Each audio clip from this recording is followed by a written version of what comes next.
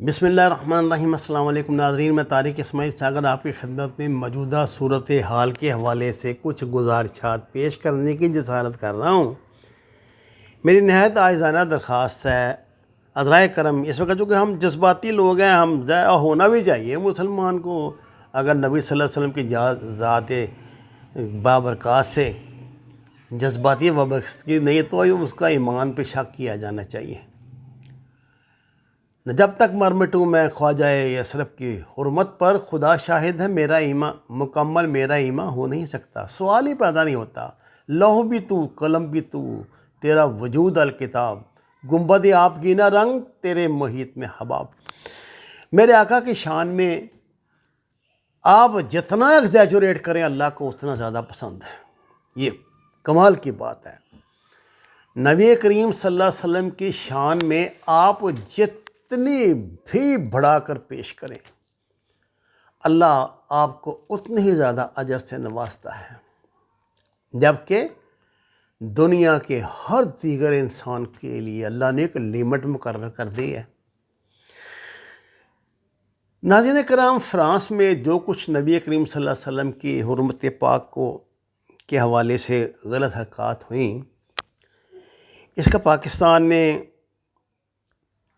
جس حد تک بھی نوٹس لیا میرا خیال پورے روئے زمین پہ صرف دو مسلمان حکمران تھے، طیب اردگان اور عمران خان، جنہوں نے اس معاملے میں کھل کر فرانس کی مخالفت کی، ایک مرتبہ نہیں درجوں مرتبہ اس کا اعادہ بھی کیا۔ پاکستانی مسلمانوں کو اللہ نے اس خصوصی توفیق سے نوازا ہے کہ دنیا میں جہاں کہیں بھی مسلمان کو تکلیف ہو، یہ اس پہ احتجاج ضرور کرتے ہیں، اور جہاں آقا و مولا کی ذات گرامی کی بات آ جائے وہاں تو مسلمان کا خاموش رہنا، پاکستانی مسلمان کا خاموش رہنا یہ بنتا ہی نہیں ہے۔ تاریخ نے ثابت کیا ہے کہ جب اس ملک میں فرنگیوں کا راج تھا تب بھی ہم نے ان کو یہ معافی نہیں دی، اب بھی نہیں دیں گے انشاءاللہ۔ لیکن میرے خیال سے اب جو دور جا رہا ہے یہ ہائیبرڈ وار کا دور ہے۔ اب دنیا میں جنگیں توپوں بندوقوں سے زیادہ میڈیا کے محاذ پہ لڑی جائیں گی۔ ملکوں کو فتح کرنے کے لیے دماغوں کو فتح کیا جائے گا، دلوں کو اسیر کیا جائے گا، یہی ہے بہترین طریقے واردات۔ میں آپ کو کچھ بنیادی فیکٹس پہلے بتا دوں، اس کے بعد پھر آگے بات کرتے ہیں۔ پہلے آپ بات رکھیں کہ ہم نے فرانس کے 1.7 بلین ڈالر قرضے دینے تھے، جو پیرس کلب سے ریشیڈول کروانے کے لیے ہم نے اتنی محنتیں کی فرانس کی۔ اس نے ہمیں ڈانٹا، قریباً ڈانٹا۔ اس نے کہا کہ آپ لوگوں نے جتنا قرض لے لیا ہے وہاں سے چین سے، تم اس کے پیسے واپس کرو گے کہ میرے پیسے واپس کرو گے؟ بہرحال انہوں نے ہم پہ رحم کھا کے ہمیں کچھ مہلت دے دی۔ یاد رکھیے فرانس جو ہے یہ یونائٹڈ نیشن کا مستقل ممبر ہے۔ یاد رکھیے ہمیں فیٹف میں پھنسانے والے اور وہاں برقرار رکھنے والوں میں بنیادی کردار بھارت کے ساتھ فرانس کا بھی ہے۔ یاد رکھیے ہمارے معراج طیارے اور آرمی نیوی کی جو سب مرینز ہیں یہ فرانس سے ہم نے لی ہوئی ہیں، اور اب ان کا خاصا قرضہ ہم نے واپس کرنا ہے۔ کچھ ہماری چیزیں ہم اس سے اب بھی لے رہے ہیں۔ مجھے اس لیے میں بجائے اس کے کہ میں اس بحث میں پڑھوں کہ حکومت نے کیا کیا اور تحریک لبیک نے کیا کیا اور ان کو یہ کرنا چاہیے تھا، ان کو یہ کرنا چاہیے تھا، نہیں، میں صرف آپ کو کچھ بنیادی حقیقتیں پہلے عرض کر لوں، پھر میں اپنا کیس آپ کی خدمت میں پیش کرتا ہوں۔ ناظرین کرام، آپ فرانس کا سفیر نکال دیں، چین کا نکال دیں، امریکہ کا نکال دیں، جس ملک کا بھی سفیر نکالیں، ان ممالک پہ کوئی اثر نہیں پڑتا۔ اس کی بات آپ سن لیں کیوں۔ کسی بھی ملک میں سفیر رکھنے کا مقصد ان ممالک تک اپنے پیغامات و مطالبات پہنچانا ہوتا ہے۔ ہم کسی ملک کا سفیر نکالیں یا وہ ہمارا نکالیں، شاید وقتی طور پہ فیصلہ تسلی بخش ہو، مگر بے سود۔ سفیر نکالنے کے بعد آپ اس ملک کی لیڈرشپ کو اپنا احتجاج، اپنے مطالبات یا اپنا غم و غصہ ظاہر کرنے کا راستہ کھو دیتے ہیں۔ فرانس کا جرم جو بھی ہے اس کا مداوع سفیر نکالنے سے نہیں ہوگا۔ فرانس ہمارا ظاہری نہ صحیح لیکن باطنی طور پہ بہت بڑا دشمن بھی ہے، اور اگر ان کا سفیر بھی نکال دیا جائے تو فرانس کی ذات پہ فرق نہیں پڑے گا، الٹا دیگر اسلام دشمنوں کو ایسی گستاخیاں کرنے کی آزادی مل جائے گی۔ تو کم از کم اپنا دباؤ قائم رکھنے اور حکومتوں تک پیغامات و احتجاج ریکارڈ کروانے کے لیے سفیر کا یہاں رکھنا ضروری ہے۔ اگر جذباتی ہونے کے بجائے ذرا عقل سے سوچیں، دھیان سے سوچیں، تو فرض کریں اگر آج حکومت فرانس کا سفیر نکال دے اور کل فرانس میں اس سے گھنونی حرکات ہوں تو کیا فرانس پر ایٹم بم پھینکیں گے؟ آپ اب آتے ہیں دوسری طرف، پھر کیا کیا جائے؟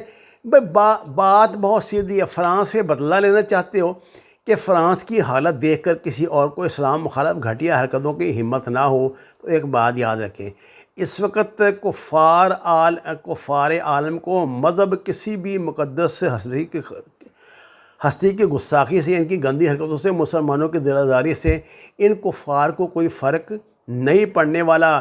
کفار صرف اور صرف معاشی نفع نقصان کو سمجھتے ہیں۔ اس وقت پاکستان سمیت عالم اسلام کا ہر ملک فرانس کو اربوں ڈالر کا کاروبار دیتا ہے، جن میں فرانس کی ہزاروں پروڈکٹ شامل ہیں۔ ان سے ہم فرانس کو زر مبادلہ کما کے فرانس کی معیشت کو مضبوط کرتے ہیں۔ کفار مذہب کی زبان نہیں سمجھتا، انہیں صرف کاروباری طور پر مار کر لاغر کیا جا سکتا ہے۔ سفیر نکال بھی دیا جائے تو فرانس کو ہر ماہ اربوں ڈالر ویسے ہی ان مسلم ممالک سے پہنچتے رہیں گے۔ اس صورتحال میں سفیر کا جانے سے رتی برابر فرق نہیں پڑے گا۔ ہاں، جیسے اب ہمیں ضرورت اس امر کی ہے کہ ہم سب مل کر، چاہے وہ لبیک والے ہوں، پی ٹی آئی والے ہوں، نون لیگی ہوں، جمعیتیں ہوں، جماعتیں ہوں یا پی پی پی، ہم تمام مل کر نہ صرف فرانسیسی مصنوعات کا بائیکاٹ کریں بلکہ ملک اور پھر پورے عالم اسلام میں ان مصنوعات کی فروخت کے خلاف مہم کا بھی آغاز کریں۔ ہم اربوں مسلمان ان کی معیشت کا جنازہ نکال سکتے ہیں، جو نہ صرف فرانس بلکہ پورے عالم کفر کے لیے ایک سبق ہوگا۔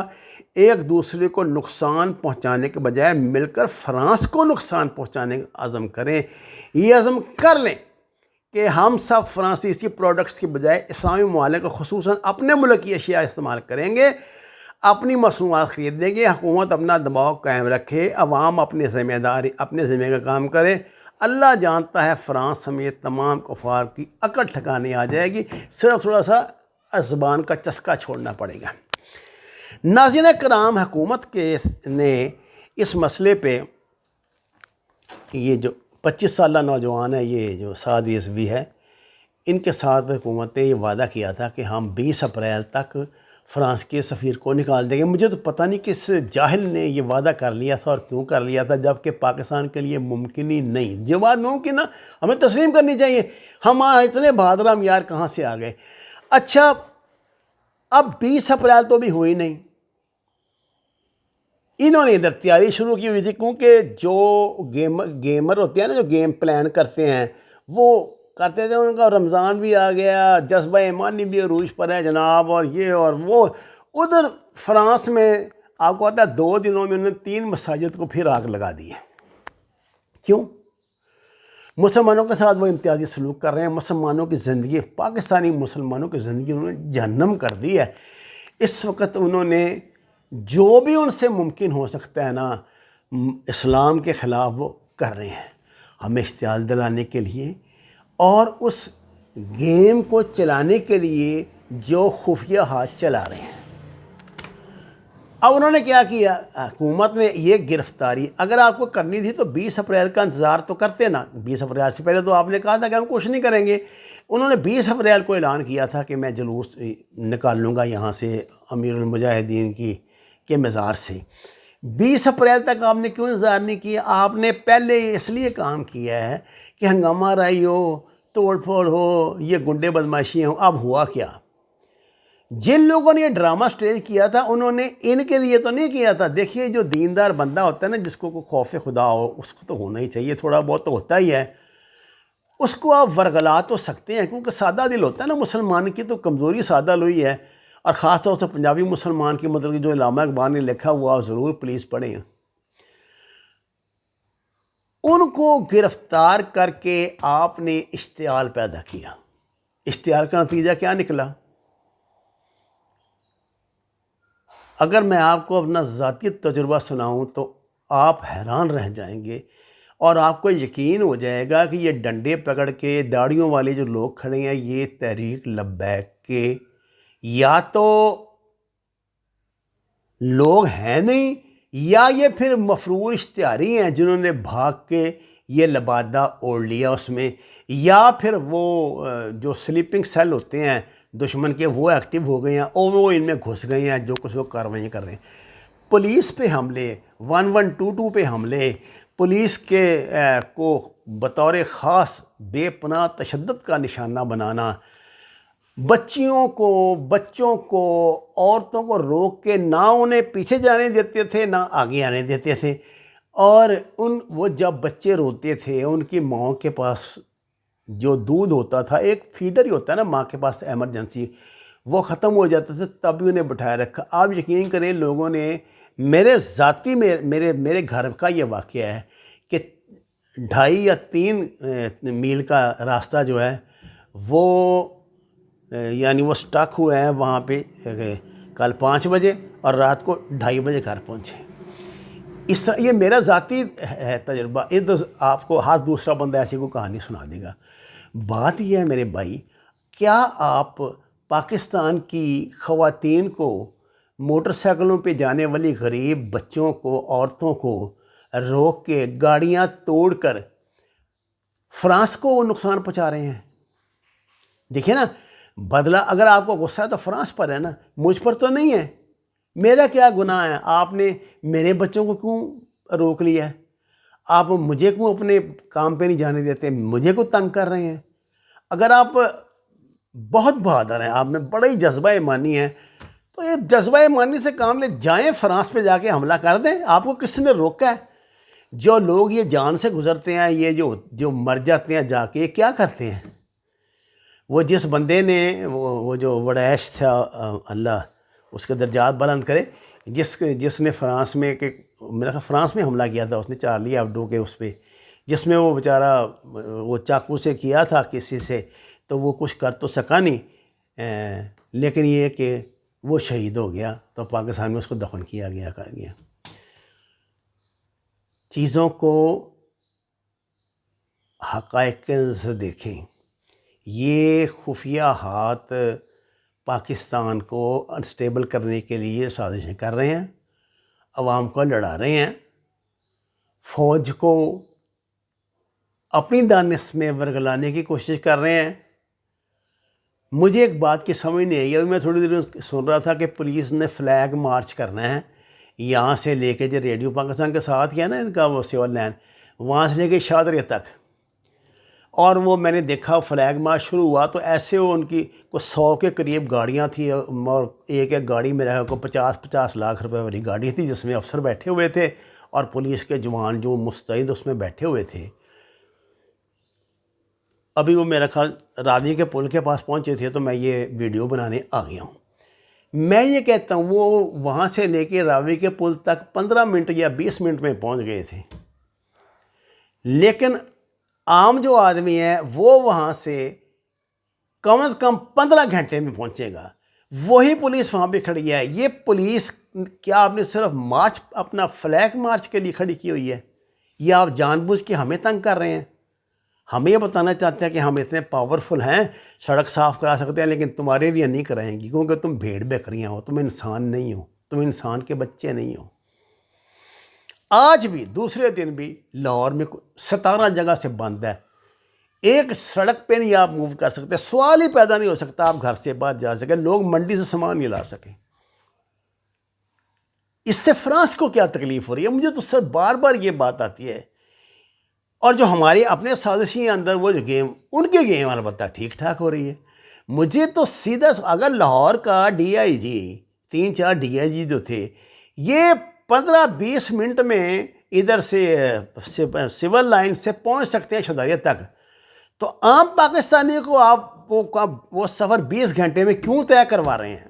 یہ ہے اصل سازش۔ اگر کسی نے اس کا پتہ لگا لیا تو وہ پیٹریوٹ افسر ہوگا پاکستان کا، وہ ریاست کے ساتھ وفادار ہوگا، ورنہ تو میرے بھائی یہ سب تماشا بازی ہے، یہ سب ملے ہوئے ہیں، ایک وقت آئے گا سب ننگے ہو جائیں گے انشاءاللہ۔ تو اگر اللہ کا وعدہ ہے وہ انسان کی اصلیت دکھائے بغیر اسے دنیا سے اٹھاتا نہیں ہے۔ میں نے جو گزارشات اپنے ایمان کے تقاضے کے مطابق آپ سے کرنی تھی کر دی، دل چاہے تو انہیں مان لے، دل چاہے تو لگے رہو منا بھائی، وما علینا الا البلاغ المبین۔ ناظرین کرام، درخواست ہے قرآن اور نماز سے ہدایت حاصل کریں، ہمارے چینل کو سبسکرائب کریں، ہمارا دوسرے چینل کو پکار چینل کو جو اس کے آخر میں جس کا لوگو آتا ہے، اور اس کو بھی سبسکرائب کریں، تو کیونکہ ہم جو میٹر یہاں دیتے ہیں وہ وہاں نہیں دیتے، جو وہاں دیتے ہیں وہ یہاں نہیں دیتے۔ آپ کا بہت شکریہ۔